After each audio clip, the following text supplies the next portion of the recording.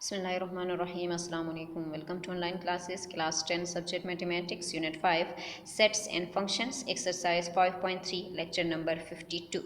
Exercise 5.3 में question number 1 है आपके पास, if a equal to 1 2 3 4 5 and b equal to 2 3 6 और 7 then draw Venn diagram for the followings. दो सेट्स आपको दिए गए हैं, सेट ए और सेट बी, और फिर क्या करना है, इसके साथ वेन डायग्राम भी ड्रा करनी है। ठीक है, फर्स्ट आपके पास है A union B. Set A आपको गिवन है, सेट बी आपको गिवन है, दोनों का यूनियन लेना है और फिर इसका वेन डायग्राम ड्रा करनी है।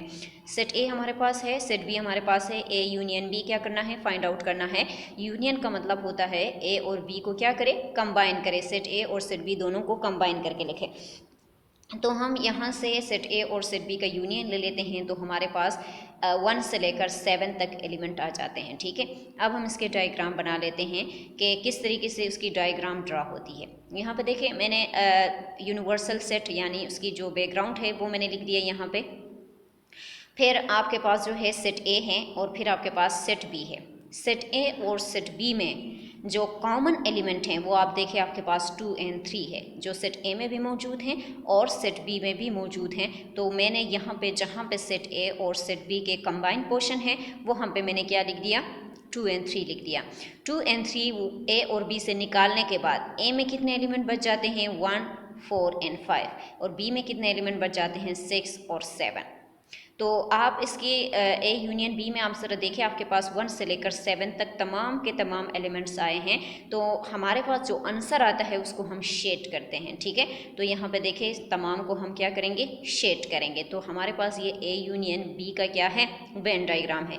इसी तरह इसके सेकेंड पार्ट है आपके पास A intersection B. Set A आपको गिवन है, सेट बी आपको गिवन है, A intersection B find out करना है। तो ए इंटरसेक्शन बी का मतलब होता है ए सेट ए और सेट बी में जो चीज़ कॉमन है वो आप ले लें। तो यहाँ पे सेट ए और सेट बी में क्या एलिमेंट हमारे पास कॉमन आ रहे हैं, 2 और 3 दोनों में कॉमन है, वो हमने लिख दिया और फिर उसके बाद उसकी डायग्राम बना दिया। अब देखिए 2 और 3 दोनों में कॉमन है ना, सेट ए और सेट बी में। सेट ए में 2 और 3 को निकालने के बाद 3 एलिमेंट बच जाते हैं, 1 4 और 5। सेट बी में 2 और 3 को निकालने के बाद 2 एलिमेंट बच जाते हैं, 6 और 7।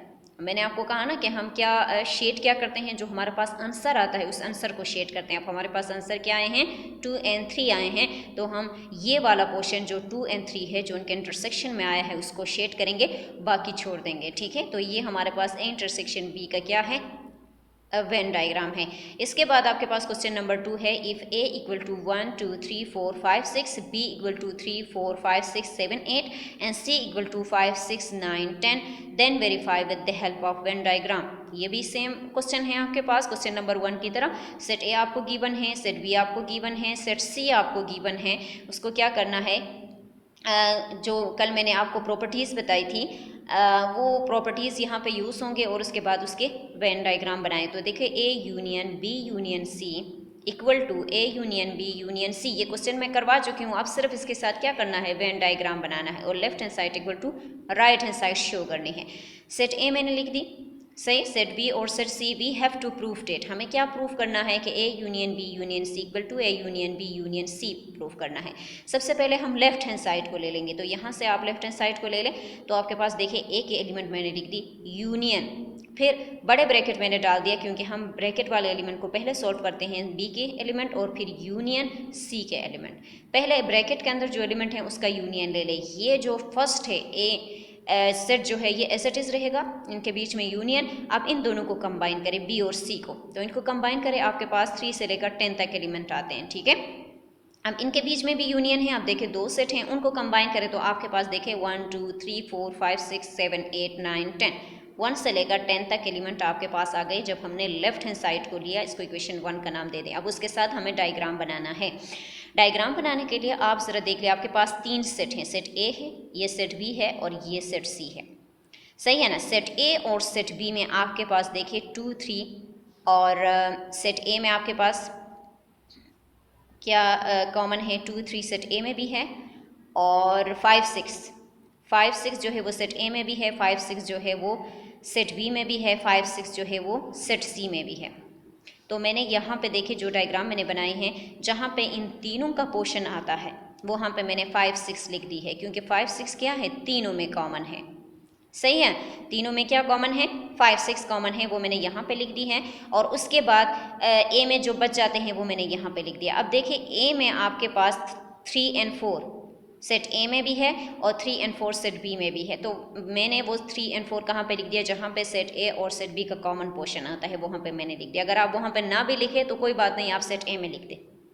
मैंने सिर्फ दोनों के कॉमन, दोनों की जो कंबाइन पोर्शन आता है वहाँ पे मैंने लिख दिया है, और जो तीनों में कॉमन है वो मैंने जहाँ पे तीनों का पोर्शन है वहाँ पे मैंने लिख दिया। सही है। उसके बाद सेट ए में कितने एलिमेंट बच जाते हैं, 3 4 और 5 6 को निकालने के बाद 1 2, और सेट बी में आपके पास 7 8 और सी में आपके पास 9 10 बच जाते हैं। अब यहाँ पे देखिए मैंने आपको क्या कहा, जब हमारे पास आंसर आ जाता है उस आंसर को शेड किया जाता है। अब यहाँ पे देखिए 1 से लेकर 10 तक जितने भी एलिमेंट हैं वो हमारे पास रिजल्ट में आए हैं, यानी आंसर में आए हैं, तो हम इसको शेड करेंगे। तो आप ये टोटल जो आपके पास सेट्स आए हैं सबको आप क्या करेंगे, शेड करेंगे। ठीक है। इसके बाद हम राइट हैंड साइड को ले लेते हैं।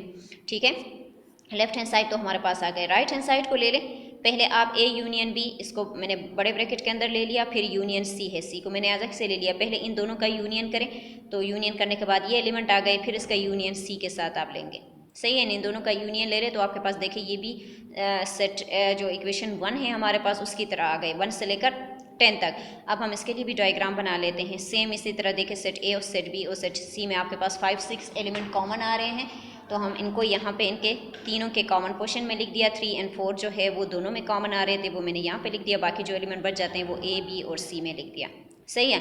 अब यहाँ पे देखिए आपके पास इक्वेशन 1 और इक्वेशन 2 दोनों आपके पास सेम आ रहे हैं, तो from equation 1 and equation 2 A union B union C equal to A union B, और यूनियन यहाँ पे सी बाय मिस्टेक मुझसे हुई है, यहाँ पे सी लिख देना। ठीक है, तो ये आपके पास left hand side equal to right hand side आ गए। इसके बाद आपके पास है इंटरसेक्शन के लिए, ये प्रॉपर्टीज़ कल मैं करवा चुकी हूँ। ठीक है, तो ये इंटरसेक्शन के लिए है, set A set B set C आपको गिवन है, प्रूफ करना है कि इसके left hand side A intersection B intersection C equal to A intersection B intersection C के इक्वल है। पहले हम लेफ्ट हैंड साइड को ले लेते हैं। ब्रैकेट से बाहर आपके पास क्या है, ए है, फिर बड़े ब्रैकेट मैंने लगा दिया, बी के एलिमेंट लिख दी, उसके बाद इंटरसेक्शन सी के एलिमेंट लिख दी। इन दोनों का इंटरसेक्शन ले ले तो 5 और 6, देखिए 5 और 6 दोनों में कॉमन आ रहे हैं, वो मैंने लिख दिया। फिर सेट ए के साथ इनका इंटरसेक्शन ले ले तो आपके पास इन दोनों में भी 5 और 6 कॉमन आ रहा था, इसको इक्वेशन 1 का नाम दे दे। अब हम इसकी डायग्राम बना लेते हैं। सही है। डायग्राम आप बनाए तो दोनों में आपके पास जो तीनों में जो सेट है वो आपके पास 5 6 तीनों में कॉमन आ रहा है, वो मैंने यहाँ पे लिख दिया और उसको शेड कर दिया। आंसर 5 6 आया है तो हम आंसर को ही शेड करते हैं, तो यहाँ पे उसको मैंने शेड कर दिया। सही। फिर हम राइट हैंड साइड को ले लेते हैं। राइट हैंड साइड में पहले ए इंटरसेक्शन बी कर लेते हैं और फिर इंटरसेक्शन सी कर लेते हैं। तो ए इंटरसेक्शन बी करने के बाद इन दोनों में 5 6 कॉमन है, वो ले लिया, फिर इंटरसेक्शन सी के साथ कर लिया, तो इन दोनों में भी 5 6 कॉमन है, वो हमने ले लिया, तो इसको इक्वेशन 2 का नाम दे दिया। उसके साथ आप डायग्राम बनाएं तो डायग्राम वही होगा हमारे पास। देखिए 5 और 6 तीनों में कॉमन आ रहे हैं, तो तीनों के कॉमन पोर्शन में मैंने वो लिख दिया है, और बाकी जो एलिमेंट बच जाते हैं वो ए बी और सी में मैंने लिखा। सही है। अब इक्वेशन 1 और इक्वेशन 2 को देखें, दोनों सेम आ रहे हैं, तो हमारे पास left hand side equal to right hand side आ गया। ठीक है। अब आपके होमवर्क में जो है क्वेश्चन नंबर 2 के थर्ड पार्ट और फोर्थ पार्ट, सही है ना। क्वेश्चन नंबर 1 तो कंप्लीट हो गया है, क्वेश्चन नंबर 2 के थर्ड एंड फोर्थ पार्ट जो है वो आपके होमवर्क में होंगे। सेम क्वेश्चन है, एक क्वेश्चन को आप लेफ्ट हैंड साइड निकालने के बाद उसको इक्वेशन 1 का नाम देने के बाद आप क्या करेंगे, उसके साथ आप बनाएंगे डायग्राम। सही है। फिर इसके बाद आप उसकी राइट हैंड साइड की तरफ जाएंगे, राइट हैंड साइड आप लेंगे और फिर इसको इक्वेशन 2 का नाम दे देंगे और फिर इसके साथ डायग्राम बनाएंगे, तो फिर आप कहेंगे कि हमारे पास left hand side equal to right hand side आया है। इसी तरह आपके पास क्वेश्चन नंबर 3 और 4 है, क्वेश्चन नंबर 2 के थर्ड एंड फोर्थ पार्ट। ठीक है।